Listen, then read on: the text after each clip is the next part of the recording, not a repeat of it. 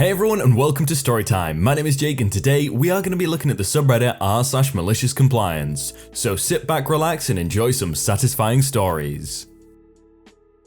How my new boss lost his fingers. Back in the early 2000s, I was a management trainee for a manufacturing company in the UK, and I was responsible for quality control and production management.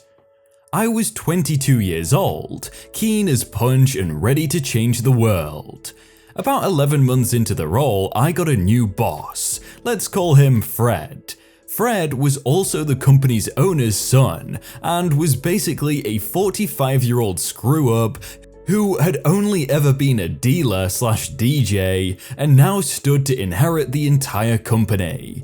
His management style was, let's say, interesting, and he would deviate from screaming at you for the most benign thing ever to, "I can't deal with the pressure, so I'll go home for the day," in a matter of hours. He also thought he was a manufacturing genius. His ideas were crazy, but he would scream at anyone who questioned him.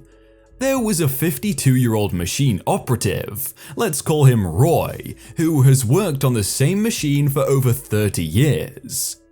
Roy could tell when his machine was 2 weeks away from a breakdown, just because it sounded different. He was truly at one with his machine. Fred decided that we would modify Roy's machine so that we could extend the range of the products we could manufacture. In order to do this, he decided we would add an additional spindle to the machine.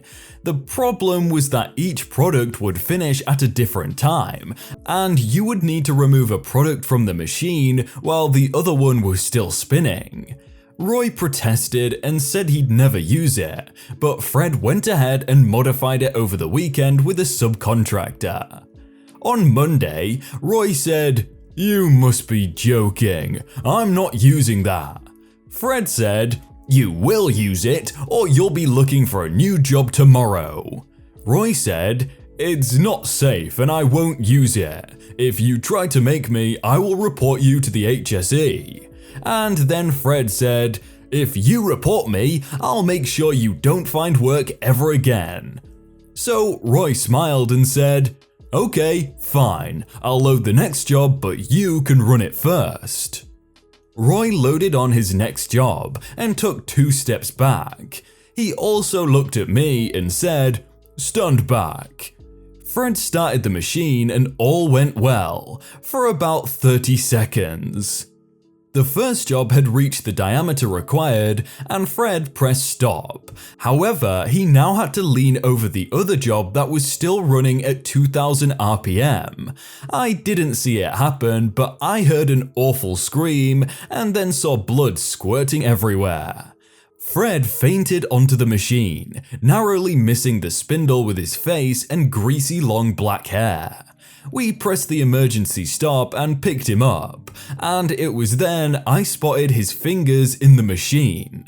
I picked up 2 middle fingers and gave them to a colleague to put in a freezer bag, which was a waste of time because they couldn't reattach them, they were too mangled.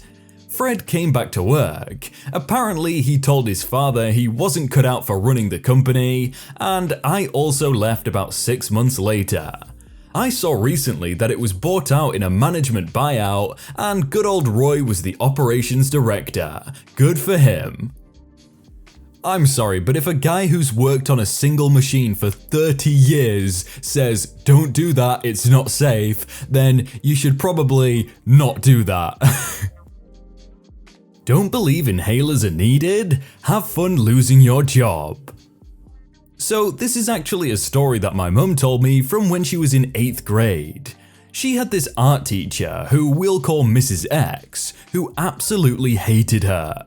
She was an older lady with 1 year left before retirement. This will be important later. My mum had PE right before her art class, and she also has really bad asthma. She had left her inhaler in her locker, and when she was let out late of gym, she decided to go straight to art, drop off her backpack, and then ask to go grab her inhaler from her locker. Mrs. X, having hated my mum for some time, told her to wait until announcements were over and then she could leave. She decided not to fight and go wait for announcements.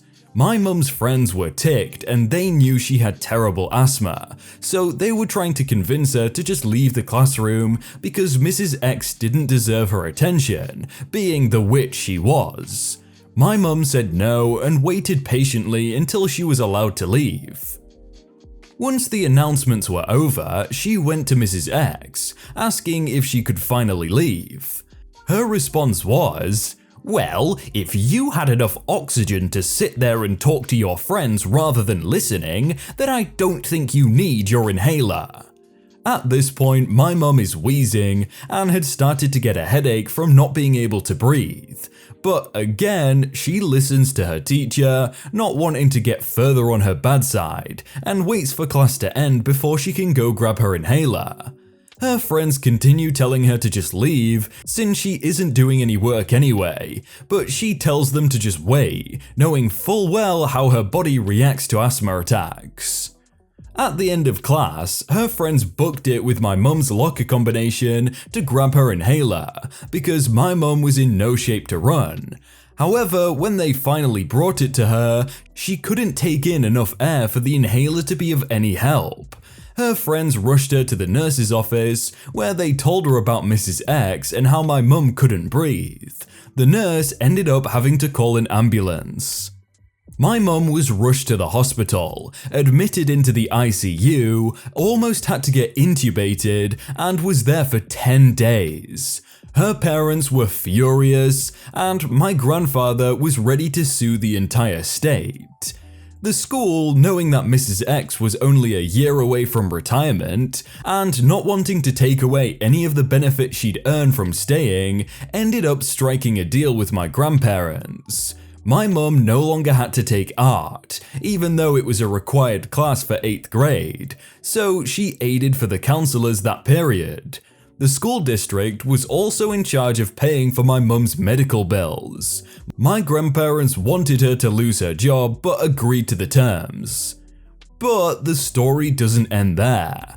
My mum's brother, who was in 7th grade at the time of the incident, had to take sculpting the next year with Mrs. X, her last year. A few weeks into the class, my parents got a letter informing them that my uncle was failing art. When confronted, he told them that on the first day of school, he had asked Mrs. X a question and she had accused him of being disrespectful. As punishment, she made him sit in a room that branched off from the main classroom. Every day afterwards, she would falsely accuse him of something and force him to sit in that room where he couldn't get any work done, hence why he was failing. My grandmother called up the school district in a rage, telling them that the original agreement was now off because Mrs. X was unfairly taking out her rage on my uncle and that they were ready to sue. Because the school district never thought to get my grandparents to sign a contract saying they wouldn't sue, they were forced to fire Mrs. X, much to the delight of my mother. She never got the benefits from retirement. Edit, just to clear up some confusion since I asked my mum some clarifying questions. She didn't listen to her friends and leave the classroom because she knew she was going to have an asthma attack and wanted to get Mrs. X in trouble after class. She was expecting a quick trip to the nurse's office where she could tell on the teacher, but it ended up being more severe than she intended. It's one of the reasons she'll never leave the house without an inhaler on her. She also followed up the story telling me to never do what she did because she won't be as forgiving as my grandparents were. I'm surprised they settled on only paying for the medical bills and not taking R. I would have wanted her fired straight away, but she got it in the end. $20 minimum? If you insist, mate. This story comes from Melbourne, Australia, where the liquor laws are pretty strict. We had a local pub near work that did $5 wine/beers during happy hour. It was a bit of a dump, but we didn't mind. 3 of us would go regularly every Friday to relax. We usually bought rounds for each other, so 3 at a time, or maybe just 1 each if not all of us wanted a top-up. Since this is a modern world, we'd pay by debit and just tap our card on the little machine. Simple, easy.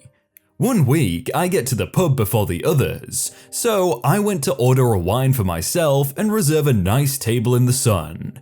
When I went to pay, the bartender informed me of the manager's new rule. To pay by card is now a $20 minimum. For cash, a new ATM had been installed in the corner that only gives 20s and charges $3.50 per cash out, of which the bar gets a good cut. Now, I know it costs for every electronic transaction to occur, and it's not usual to find small coffee shops asking for a $5 minimum to cover those costs. But $20 was outrageous, especially in a dive where all drinks are dirt cheap. It wouldn't even cover a usual round for us 3. The bartender had to shrug and insist it was the manager's new rule. I tried to argue against it since I just wanted a single glass. The manager came out and firmly reiterated that I'd have to either buy 4 wines or get cash from the ATM, but I refused to spend money in order to access my own money. I asked for 4 wines. Now, I am a petite woman. It doesn't take too much to get me sloppy. I paid by card and sat there at the empty bar and pounded these 4 cab savs with the same speed that I'd usually nurse 1. By the time I'd finished, my friends were still not there. I asked the bartender for 1 more glass of wine. The manager was also still there, cleaning glasses. He told me again what he was instructed to say before. There's a $20 minimum, so I ordered 4 more wines. The manager looked pleased that his system was working. He was pretty smug about it all and wouldn't budge on any customer's request. Before I paid for my second 4-glass round with my card, I asked the bartender, within clear earshot of the manager, a pretty basic question. You've got both your RSAs, right? All bartenders and bar owners are required to possess a responsible serving of alcohol license, obtained through the state's Commission of Gambling and Liquor. It's a heavily regulated industry and a pretty strictly enforced license. Plainclothes officers will try to catch out bartenders who don't carry their license on them while serving drinks, and they'll sit to observe in bars for reckless behavior, such as knowingly serving alcohol to an inebriated customer. I am not someone with any legal authority, but I know enough people in the bartending/casino industry to be aware of the laws. Of course, why? The bartender asked.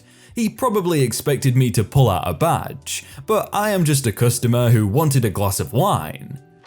I explained that it seems pretty irresponsible to serve a small woman 4 drinks simultaneously, when all I was asking for was 1. Seems as though, by the bar's lack of attention, I have become quite drunk, and now you're about to happily process my second purchase of 4 drinks, knowing full well that I'm here alone. 8 drinks in less than an hour? Does that seem responsible to you? The smug look on the manager's face quickly turned to anger. I think you've had enough then. No, you've already poured 4 more. Here, take my card. Go on. Can't let all that wine go to waste. I mean, all I wanted was 1, but if I have to get 4… The bartender was very confused and a little worried. Losing their RSA would mean losing his job. The manager refused to process my order and angrily poured 4 glasses of wine down the drain, a loss far greater than the small electronic transaction fee that would have come with my basic wine order. I was sad to see the wine go, but I was happy to tell them that I'm reporting them to the state commission for breaches of their RSA. A petty move, but the manager chose greed over customer service and got what he deserved.